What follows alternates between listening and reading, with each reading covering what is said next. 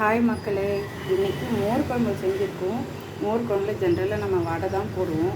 So more குழம்புல வடை போடுறதுக்கு பதில் இந்த ஐடியா பண்ணலான்னு சொல்லிட்டு பண்ணேன்.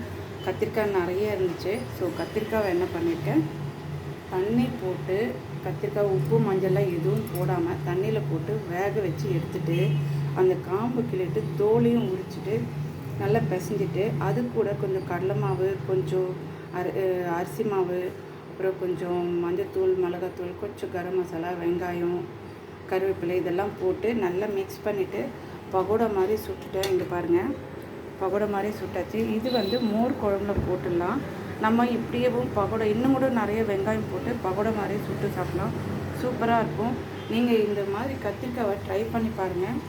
டிஃப்ரெண்ட்டாக இருக்கும், நைஸாகவும் இருக்கும், ரொம்ப டேஸ்ட்டாக இருக்கும். பசங்க கத்திரிக்காய் சில பேர் பிடிக்காது, அதனால் இந்த மாதிரி செஞ்சு கொடுங்க. தேங்க்யூ, பாய். லைக் பண்ணுங்கள், சப்ஸ்கிரைப் பண்ணுங்கள்.